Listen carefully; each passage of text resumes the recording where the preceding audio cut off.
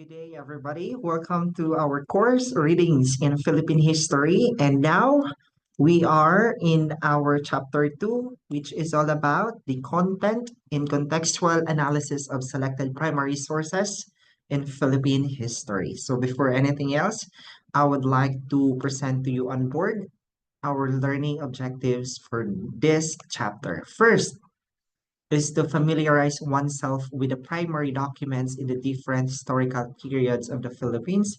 We are going to know the different example of primary sources in historical periods of the Philippines.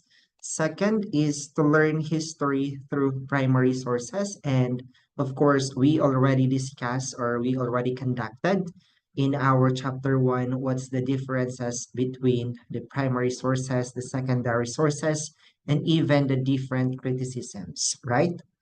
Next is to properly interpret primary sources through examining the content and contextual of the documents. We're going to examine or scrutinize the content of that primary source and even the context of that selected primary sources. And lastly is to understand the context behind each selected documents. We'll be going to present the analysis of the provided primary sources in this chapter. So what we will discuss. In this video, we will be discussing about the brief summary of the first voyage around the world by Magellan by Antonio Pigafetta.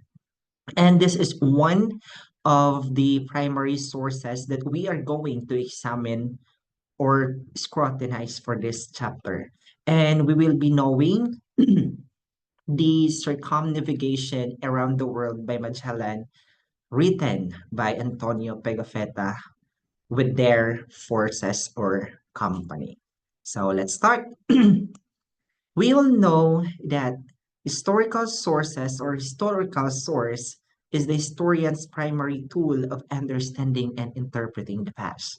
So a historian must have this primary source or sources for him or her to be able to understand and interpret the selected primary sources or historical evidences. And we all know, and also, um, we have discussed in the first chapter that the historian's primary tool of understanding and interpreting the past is, of course, the historical sources or source. And next is historical sources. It ascertain historical facts because this refers to the process of verifying, determining, or establishing the accuracy and truth of events, occurrences, or even the details of the past. And that is why historical sources, it ascertain historical facts. Next is facts are then analyzed and interpreted by the historian. Yes, that's correct, because facts are collected and verified by historians who then analyze and interpret these facts to understand and explain historical events and context. Because we have this mantra baya na facts cannot speak for themselves. So it is the responsibility of the historian to analyze and interpret these facts. Next, using primary source in historical research entails two kinds of criticism. So we already discussed these criticisms now in our chapter 1. First is the external criticism. If we say external, it talks about the authenticity of the documents or evidence being used. Again, being used. Unsa ni nga mga evidence nga being used? Like for example, we are examining the physical characteristics. That is the external criticism. Another one is the internal criticism. So internal criticism, it examines the truthfulness of the content or of the evidences. So it examines the truthfulness of the documents or the content of the events. So in short, internal criticism, it looks at the truthfulness and factuality of the evidence, while the external criticism, it examines the physical characteristics. And that's the differences between these two kinds of criticisms. And now we'll be moving on to a brief summary of the first voyage around the world by Magellan by Antonio Pigafetta. So in this chapter, we are going to look at a number of primary sources from different historical periods, and we are going to evaluate this document's content in terms of historical value and examine the context of their production. So the primary sources that we are going to examine is the Antonio Pigafetta's Chronicle or Voyage Around the World.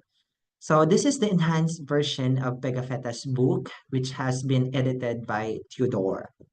So about this book was taken from the Chronicles, Chronicles of Contemporary Voyagers, a navigator of the 16th century, an Italian nobleman, and we are referring to Antonio Pigafetta. So this book now derived from the accounts of 16th century explorers and was authored by Antonio Pigafetta. Antonio Pigafetta was an Italian nobleman or maharlika in Tagalog, or a man who belongs to a noble class. And a navigator po daw si Antonio Pigafetta, who explores by the sea and who chronicled contemporary voyages. Again ha, si Antonio Pigafetta, giubanan niya or sinamahan niya si Ferdinand Magellan in his fateful circumnavigation or travel around the world. Antonio Pigafetta's work instantly became a classic that prominent literary men in the West. So just like William Shakespeare, Michael de Montaigne, and Guillaume Battista Vico, so si Antonio Pigafetta's account pod, ang account pod ni Antonio Pigafetta quickly gained recognition as a classic among Western literary figures. Again ha, Antonio Pigafetta is one of the prominent writer, or we say well-known siya nga historian or writer. Next, Pigafetta's travelogue is one of the most important primary sources in the study of pre-colonial history. So if you are going to study the pre-colonial history, the travelogue of Pigafetta is one of the most important primary sources that we need to include. No? Because this travelogue man dyan ni Antonio Pigafetta, we all know that travelogue, it is writing about traveling. And this pre-colonial, it covered by prehistory and early history, and that was in 1521. Okay? 1521. Mana siya ang pre-colonial, or mato akong ingon, covered by prehistory and early history, that was in 1521. Therefore, Pigafetta's travelogue is highly valued and a key primary source for researching the pre-colonial Philippines. Again, if you wish to study the pre-colonial Philippines, the Pigafetta's travelogue is one of your most important primary sources na imuhang i-include. Next, Antonio Pigafetta's account was also a major reference to the events leading the Magellan's arrival in the Philippines. So Antonio Pigafetta's account serves as a significant reference for understanding the events that led to Magellan's arrival in the Philippines. providing a very detailed observations and narratives of the explanation. So that is why that is why Antonio Figafetta's account serves as the most significant reference for understanding the arrival of Magellan in the Philippines. His encounter with local leaders, his death with the hands of Lapu-Lapu's forces in the Battle of Mactan, and the departure of what was left of Magellan's fleet from the islands. So Pigafetta's writings offer descriptions of his encounters with local leaders sa mga lahi-lahi ng mga islands. Kanisab na book nag-talk about Magellan's death at the hands of Lapu-Lapu's forces during the Battle of Mactan.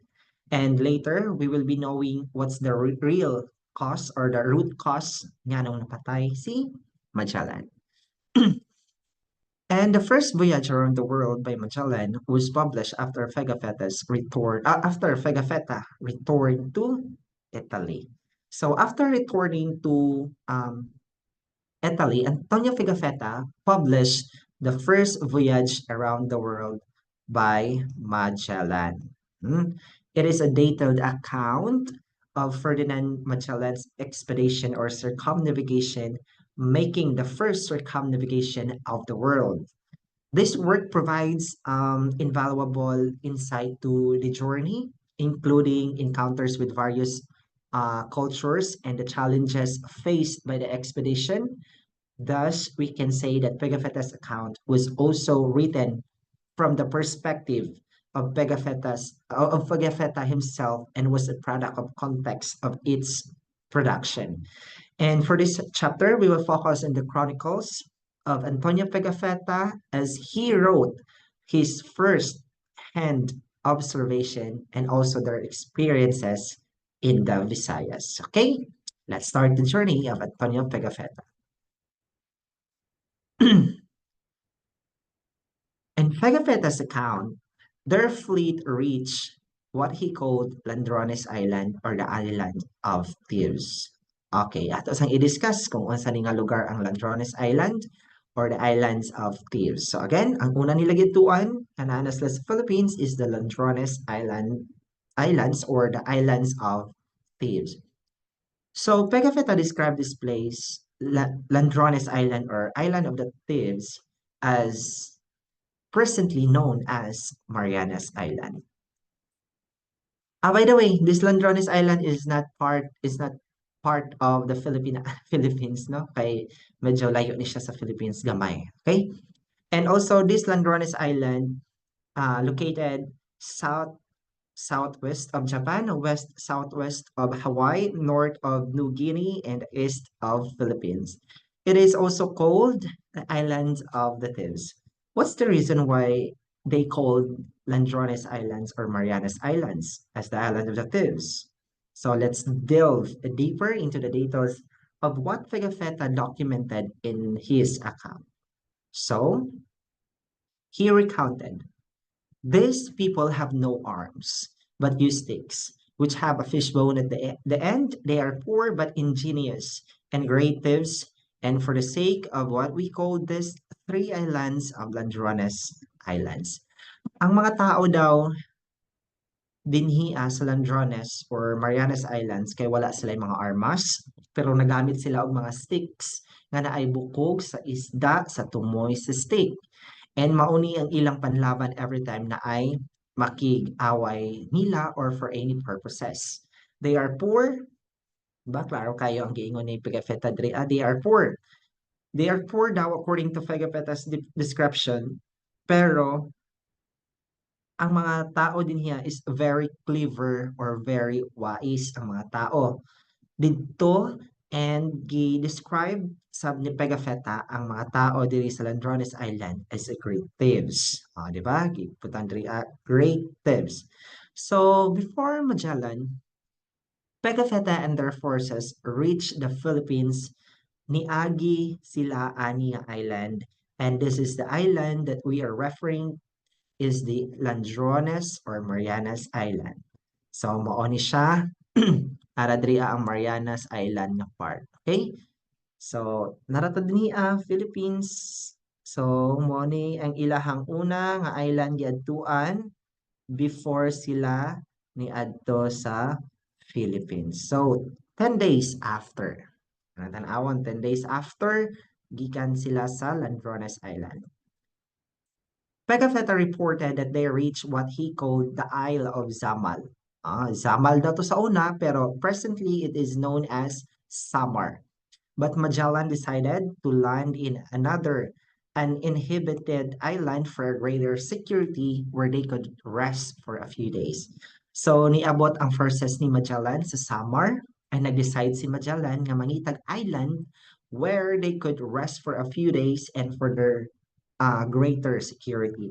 Walay pangalan ang island, basta mauni ang island nga walay nagpuyo para daw mas safe sila to stay for 2 days. So, ang una nila nga giadtuan nga nanas sila sa Philippines is ang Samar. Okay. Tapos ang ikaduha dayon katong uninhabited island. So, wala to yung pangalan. So, 2 days after, it was on March 18, 1521 and napaghihapon sila sa uninhabited island and Pigafetta recounted that 9 men came to them and showed joy and eagerness in seeing them. So after Magellan seeing these 9 men, Magellan realizes that these men were reasonable and very welcoming. So Magellan gave them with food, drinks, and gifts because these 9 men were exhibited exceptional skills and were incredibly welcoming. So kay gipahatagan man nila si Magellan ang mga natives og mga food, drinks, and everything. In turn, the natives also gave them fish, palm wine, or nagitawag sa una nga yuraka. Figs, it is a kind of fruit. To cocos, rice or umay, cocos, and other food supply. And with this, with all the supplies that the natives give, Pigafetta detailed in amazement and fascination in the palm tree or sa lubi. Na siya amazement and fascination sa lubi, which bore fruits called cocoa and makaproduce daw ni og wine. And with this, Pigafetta described cocoa as this palm tree produces a fruit named cocoa, which is as large as the head or thereabouts. Their first haft is green and 2 fingers in thickness. In it, they find certain threads with which they make the cords for fastening their bolts. So, kini iyang pag-describe sa lubi kay mamunga daw ni og fruit known as cocoa or likely a reference to the coconut, di ba? Roughly the size of a head of a human, kadakpon, and the outer hash is first the outer hash of this fruit is green. So nag-refer si Pigafetta nga green ang color sa butong kay greenhouse man ang iyahang gi-describe din di ba? First hash is green, di ba? So green, so nag-refer si Pigafetta nga green ang color sa butong kay greenhouse man ang iyahang pag-describe kay di ba na orange nga butong, di ba? So pag-describe ni Pigafetta, if green nga I mean sa pag-describe ni Pigafetta na green ang butong and about 2 fingers ang kabagaon sa imong naong charot. Bunot, mga 2 fingers daw kabagaon sa bunot and naapa daw laing purpose ang bunot kay ila daw ning i-connect or ila ang ihikot-hikot para himuon nila o group para ihikot sa ilang boats for security. So diri pa lang makita na nato ang mga tao dinhiya nga very wise sila and very resourceful. And after that, Pigafetta characterized the people as very familiar and friendly and willingly showed them different islands and the names of these islands. So in short, Pigafetta described these people as easily approachable and congenial. Yan, kay very familiar gani and friendly. And take note that these people willing sila nga i-island hopping sila Pigafetta. And then, nag-start na dayon ang ilang pag-abot sa mga islands and ang ilang una giadtuan kay ang Humuno Island or Humonhon. And there they found what Pigafetta referred to as the watering place of good sign. And dili po nakita ang first sign of gold in the island. So Pigafetta referred Humuno Island as the watering place of good signs because this is the first signs of gold in the island, and this place is very abundant jud sa gold. And they named the island Humuno or Humunhon with the nearby islands as the archipelago of St. Lazarus. Kaya kaninga time, when Ferdinand Magellan and his expedition arrived at the island of Humuno, also known as Humunhon, in the Philippines in March 1521, they were the first European to reach the archipelago. So in recognition of their discovery and very timing ang ilang arrival kay that day was close to the feast of Saint Lazarus. Di ba kay ang feast of Saint Lazarus kay will happen in March 2nd week if I'm not mistaken. And then Magellan named the island along with a nearby group of islands as the archipelago of St. Lazarus. And after that, they left the island of Humuno or Humunhon, and on March 25, 1521, Pigafetta recounted that they saw two balanghay or balanghay. So in aning pag-spelling ni ni Pigafetta sa balanghay ha, pero now it's balanghay. He described that the Balanghay is a longboat full of people in Mazzava or Masawa. So diri na nag-start ang pag-discover sa Balanghay boat.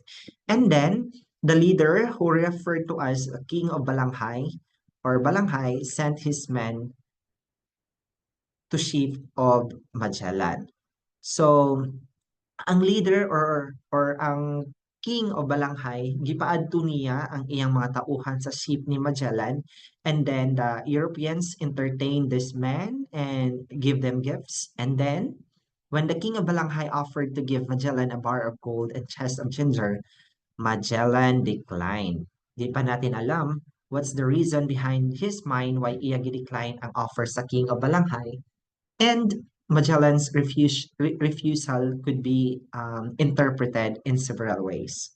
Then, Magellan sent the interpreter, which is Henry, to the king and asked for money for the needs of his ships and expressed that he came into the island as a friend, not as an enemy, no? Ano siya dinaa kay as a friend, dili as a kaaway. So Magellan requesting financial assistance for his ships needs and conveyed his friendly intent.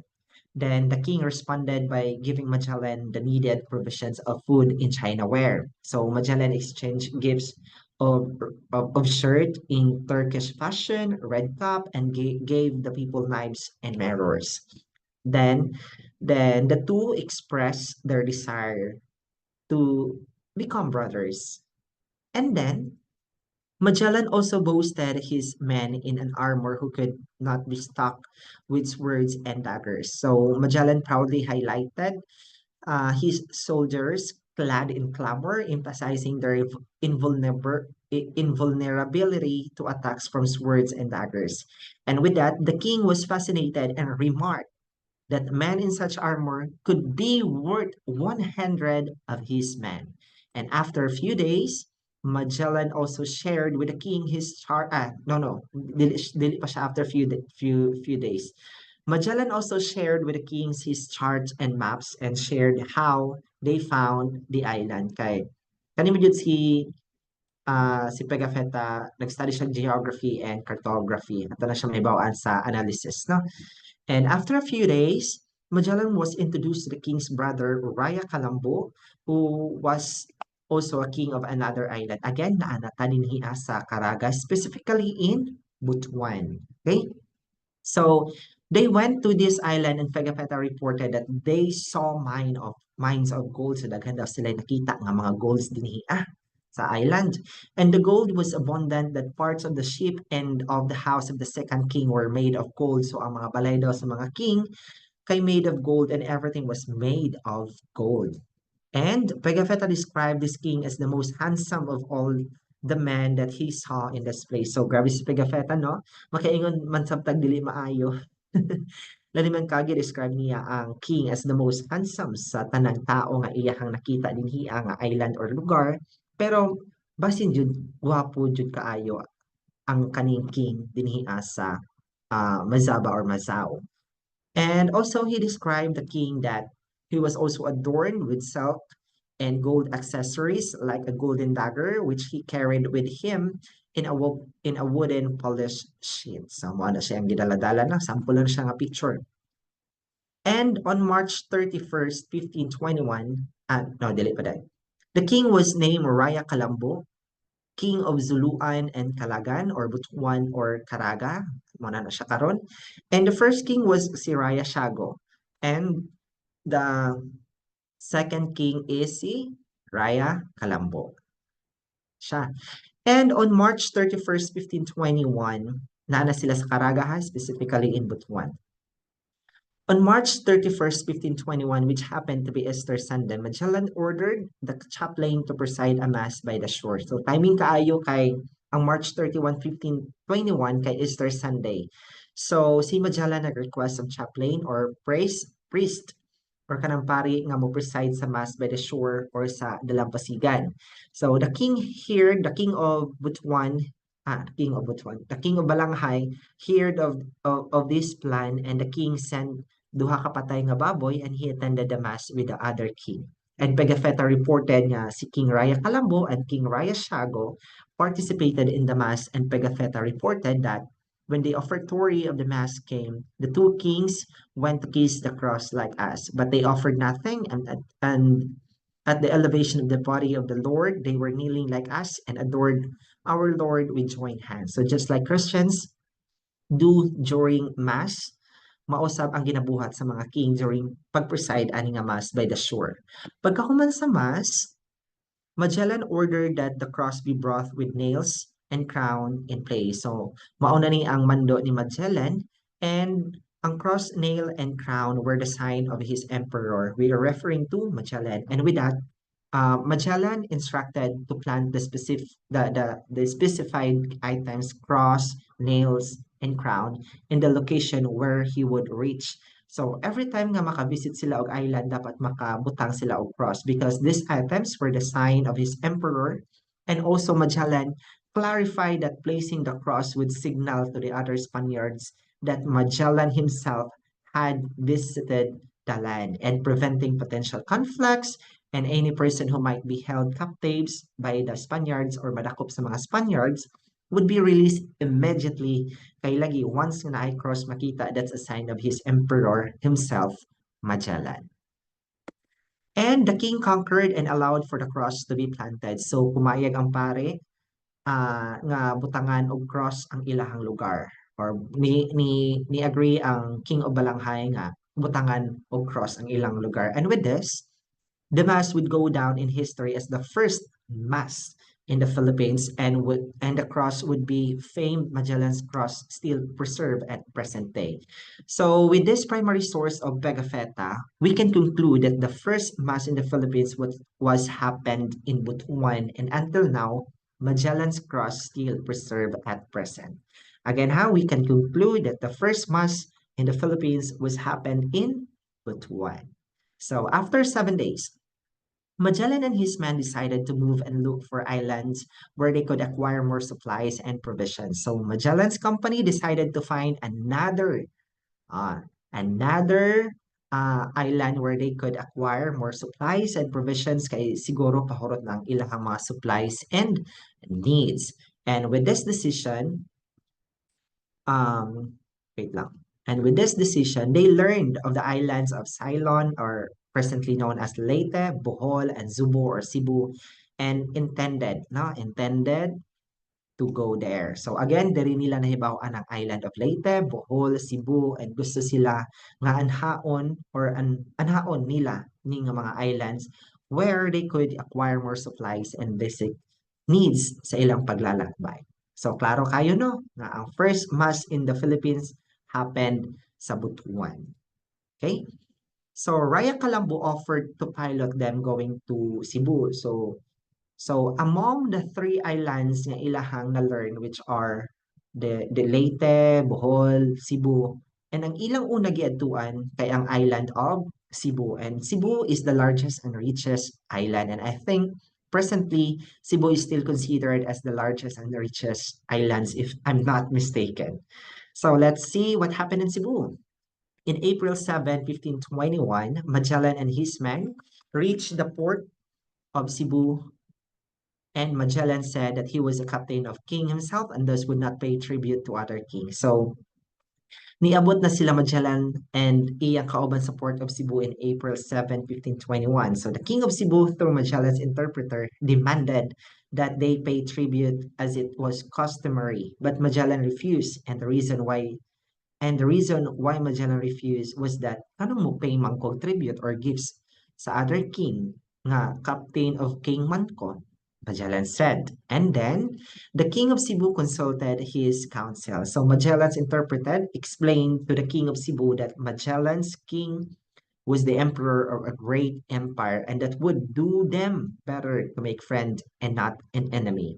And that's one of the points of Magellan na making friend naman siya. And why do I need to pay tribute even if that is customary? And there, the king of Cebu consulted his council. So day after April 8th, Magellan's men and the king of Cebu with other principal men of Cebu met in an open space. So what happened in an open space? Ang sinahitabo dito ah. So the king of Cebu offered a bit of his blood and he demanded that Magellan do the same. In historical context, such an event could be related to the blood compact. That's a traditional Filipino ritual of nagsil sila friendship for 3 days. And there, the king of Cebu offered a bit of his blood and demanded that Magellan do the same. And then Pigafetta recounted that inana mo na siya. Then the king said that he was content. And as a greater sign of affection, he sent him a little of his blood from his right arm and wished he should do the like. Our people answered that he would do it. Besides that, he said that all the captains who came to his country had been accustomed to make a present to him. And he told them, and therefore they could ask their captain if he would observe the custom. Our people answered that he would, but as the king wished to keep up the custom, let him begin and make a present, and then the captain would do his duty. And on April 9 as well, Magellan spoke before the people of Cebu about peace in God. So Pigafetta reported that the people took pleasure in Magellan's speech.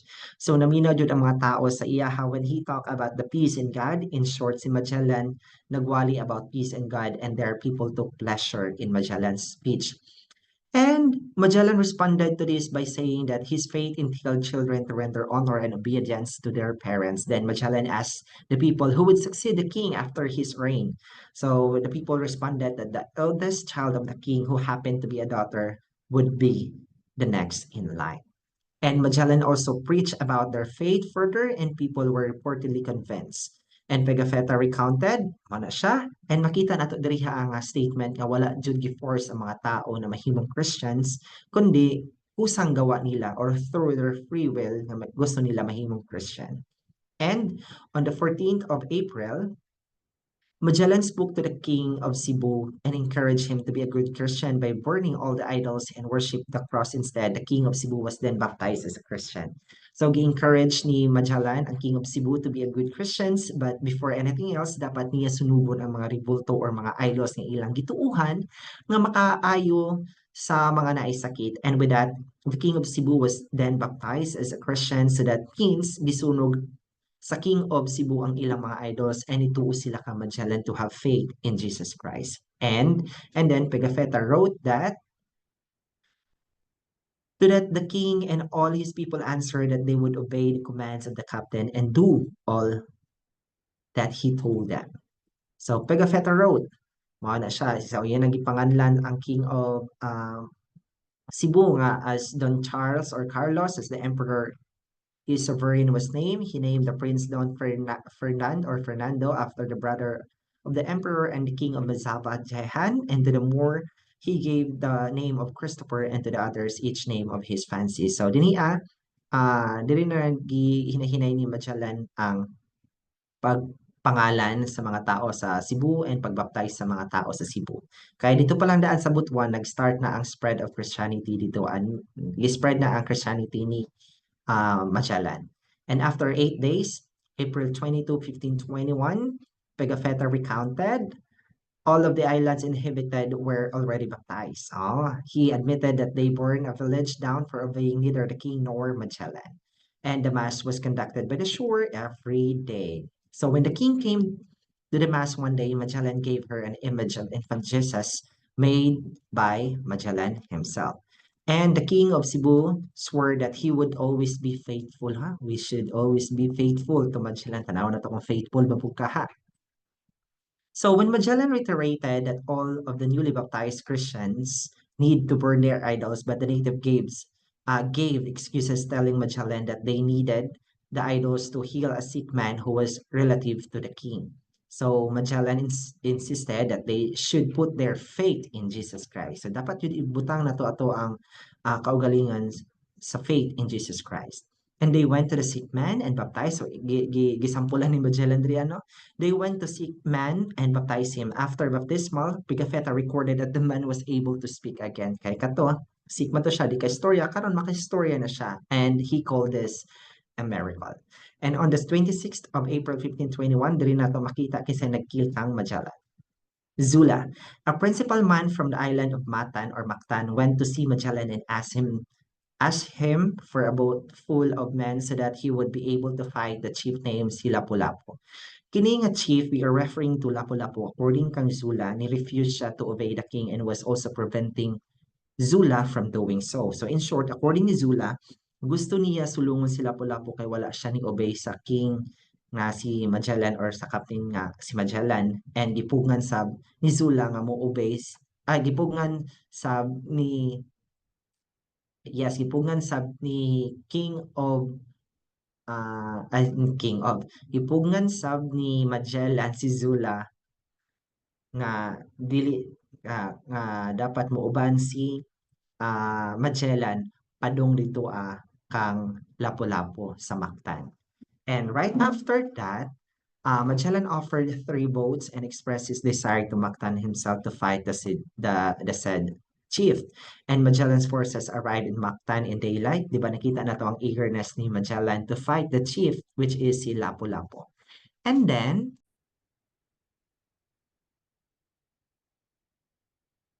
Zula's company numbered 49 in total, and the islanders of Mactan were estimated to 1,500.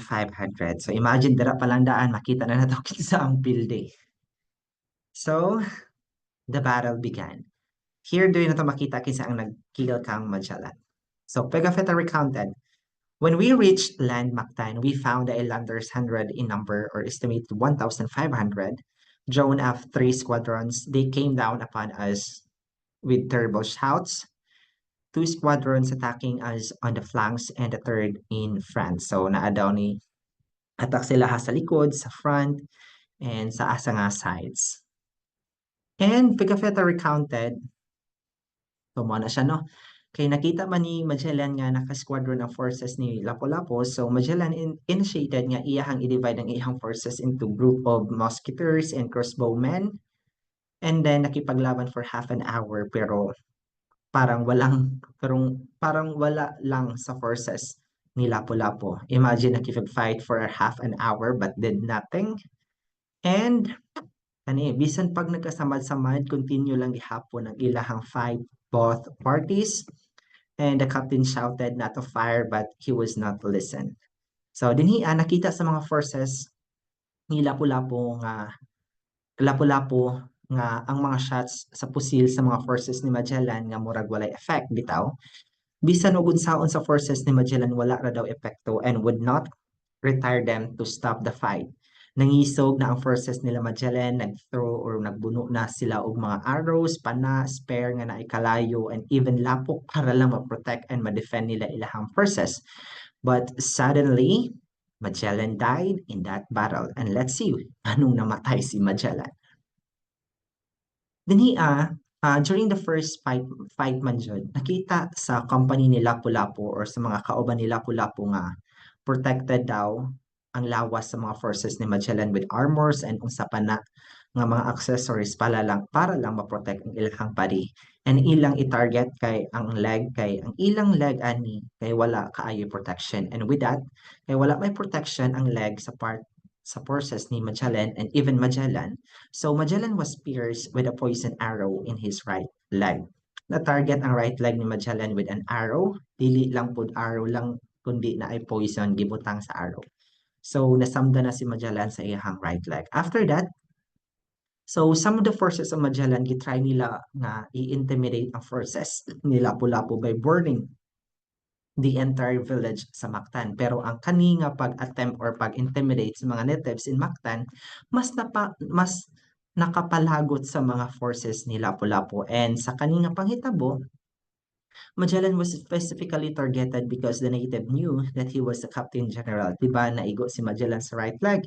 So some of his forces niingon nga, let's protect our captain. With that, nakita na nahibawan man sa native nga si Magellan daw ang Captain General. So walay pagduha-duha, Magellan was targeted again. The question is, aha specifically siya naigo? So, specifically, naigo si Magellan sa iyang face with a lance or kanang spare bitaw kanang mura gamiton sa pana. Mauna ang nakaigo sa face ni Magellan ato lang i-imagine if naigo taan na di ba kaha tamang luya, right? And i-try og balos or revenge si Magellan pero di na kaya sa iyang lawas kay vulnerable na kaayo siya. And seeing that the captain was already deteriorated, more natives came to attack him.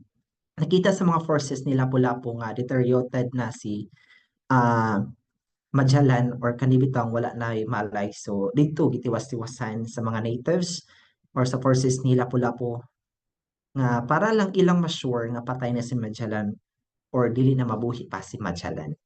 And also, di ba grabe ka harsh ang ilang gibuhat ng Magellan, one native nga na ay malaking espada or malaking sword ang gihampas sa left leg ni Magellan and gipang sumbag pa jud ay sa forces ni Lapu-Lapu. And with that, Pigafetta recounted this. So, samtang gisumbag-sumbag si Magellan, gitamak-tamakan, gitusok-tusok and everything, Magellan himself turned around, nilingi pa daw si Magellan towards if ang iyang mga kauban ba kay safety pa ba or habang si Magellan pinapalibutan sa mga natives or sa mga forces ni Lapu-Lapu, ilang beses siyang lumingon sa iyang mga kauban para tan-awon kung naa pa ba sila sa kaligtasan or in safe pa ba sila. And iyan na lang po gipasagdan nga gitorture na siya and nagtapok na ang mga natives sa iyaha para maka-chance ang iyang mga kauban nga muatras na sa laban and muhawa na sa Mactan kay pildi na jud sila sa forces ni Lapu-Lapu. So mo tabang tana si King of Cebu sa battle or sa digmaan pero Magellan instructed him nga diri lang siya sa boat and see how Magellan forces fight the battle.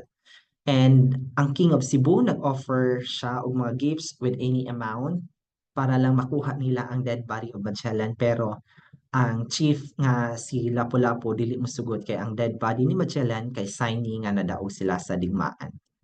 So, kay napatay naman si Magellan, so the remaining forces of Magellan nag-elect sila og bag-o nga captain and Duarte Barbosa was elected as the new captain and nag-ingon sab si Pigafetta kung giunsa sila Magellan pag-betrayed sa iyang interpreter nga si Henry that he told the King of Cebu that they intended to leave as quickly as possible in the middle of fight. Pigafetta alleged that the slave told the King of Cebu that if he allowed the slave's advice, then the King of Cebu daw could acquire the ships and goods of Magellan's fleet. O diba? Grabe ang betrayal. Next, the two conspired and betrayed what was left on Magellan's men. So the king invited his men to a gathering where he said he would present the jewels that he would send for the king of Spain. And Pigafetta was not be able to join the 24 men who attended because he was nursing his battle wounds. It was only a short time when they heard cries and lamentations, and the natives had slain all the men except the interpreter, and Juan Serrano, who was already wounded. So Serrano was presented and shouted at the men in the ship, asking them to pay ransom daw so he would be spared. So, however, they refused and would not allow anyone to go to the shore. So the fleet departed and abandoned Serrano. So in the case of Pigafetta, you need to understand that he was a chronicle commissioned by the King of Spain to accompany and document a voyage intended to expand the Spanish Empire. So, with the next discussion no, and video discussion, we'll be knowing ano gi-commission si Pegafetta by the King of Spain to accompany and document a voyage intended to expand the Spanish Empire. And after that, they left Cebu and continued their journey around the world. Again ha, dili sila Lapu-Lapu ang nagpatay kang Magellan, kundi ang mga forces ni Magellan, forces ni Lapu-Lapu, which is katong mga natives. And the Chronicle of Pigafetta was one, again, and also the Chronicle of Pigafetta was one of the most cited documents by historians who wish to study the pre-colonial Philippines. And Pigafetta's work is one of the great importance in the study and writing of Philippine history. So if you have questions about this video presentation, please comment down so I can answer all your questions. Thank you so much, and thank you for your listening.